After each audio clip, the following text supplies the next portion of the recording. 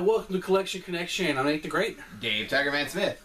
Alright, today we're a little bit behind, so we're catching up with the Wonder Wheel. Yes. And our last spin on the Wonder Wheel, we pulled up Mars Attacks. Mars Attacks, one of Dave's choices, one of his favorites. I love Mars Attacks. The whole science fiction kind of, feel to it. The old classic, comic-y feel to it. I just love it. Yeah, I think the thing I like that I notice about that, it's kind of a throwback to those old, just serial sci-fi type of thrillery movies. Well, see, it actually is the old pulp comics.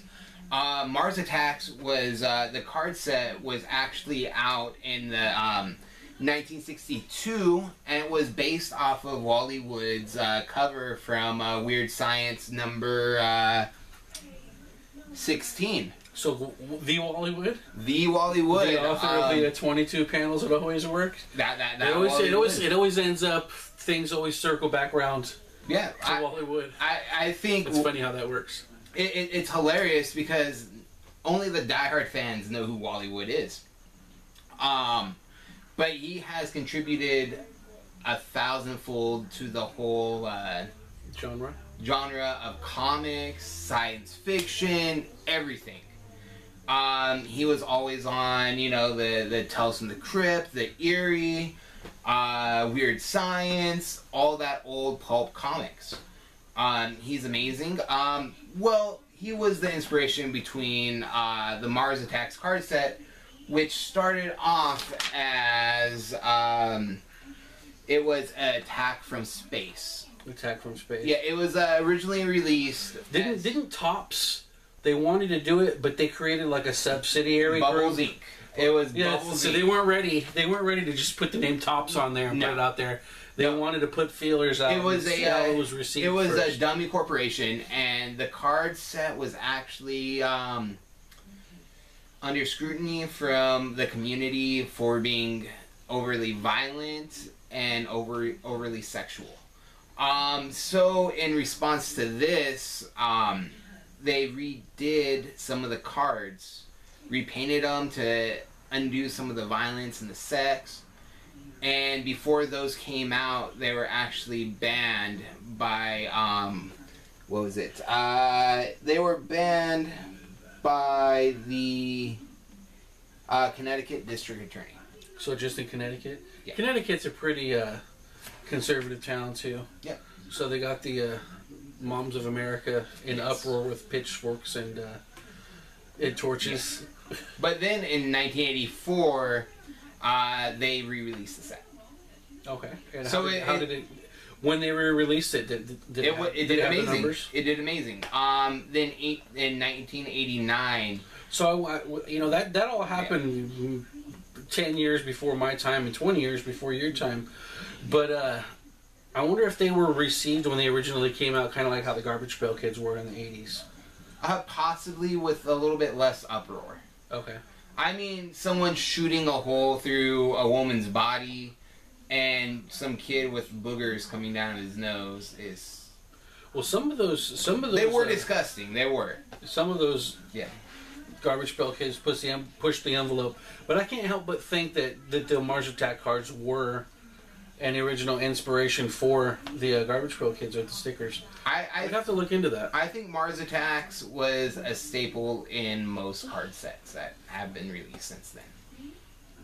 Definitely a pioneer. They helped spawn, Dinosaurs Attacks and so on and so on. Okay. And then they've gone to, of course, there was the movie that was out by Tim Burton. The movie.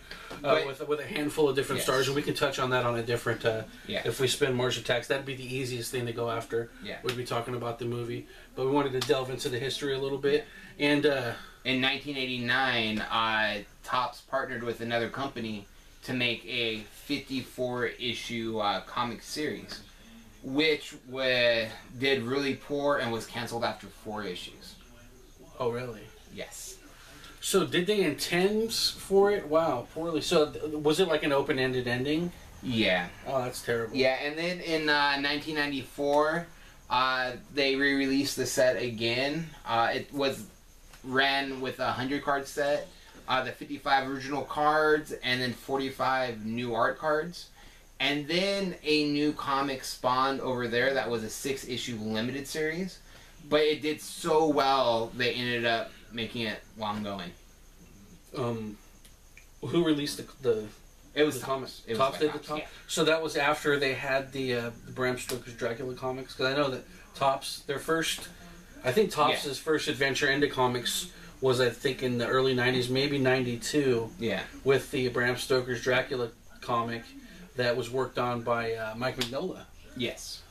So, of which I have, you know... a couple signed copies. Yeah, a couple signed copies.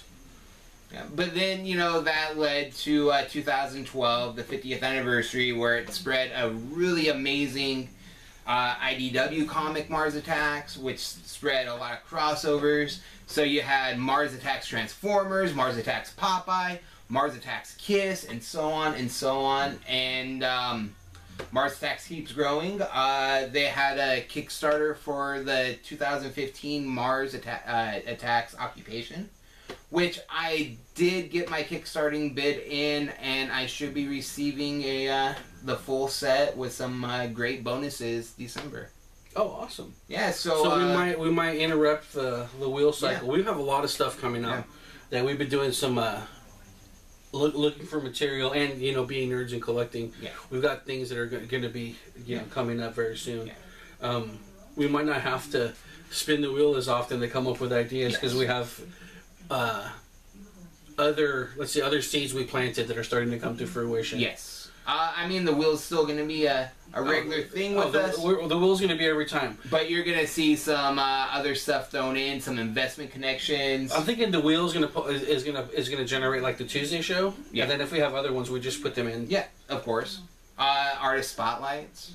Artist spotlight. Yes, we have artist spotlights coming up for some featured local artists. Speaking of artist spotlights, I would love to do one on Chris Mason, which actually has done some sketch cards for the Mars Attacks series. He's actually the designer behind my hand tattoo. Okay. He does light bulb commissions, which are amazing. Let's do a close-up of the hand tattoo. Here. That was based off of his Mars Attacks card, tattooed by Katie Bradburn of Empire Tattoos.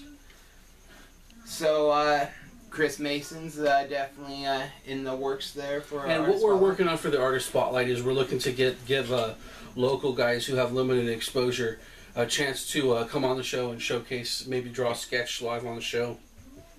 Or maybe we just showcase some of their work if they can't make it down. Well, the ideal situation is to try to get them FaceTime and do some exposure on the show. If they can't make it down, then we want to try to offer the sketch in a raffle or something like that.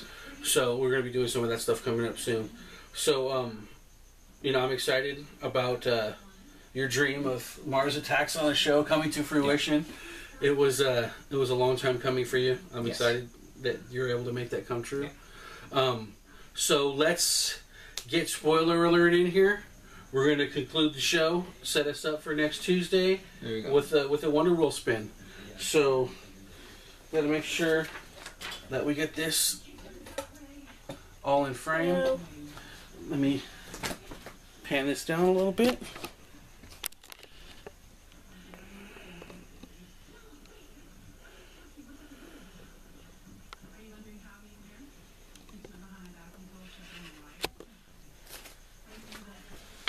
Alright, spoiler. Let's see what we got.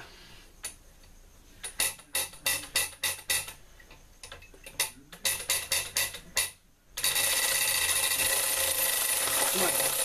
One more time. There we go. Good spin. Oh, we have video games. Nintendo, PlayStation. Just one of mine. That had all green ones.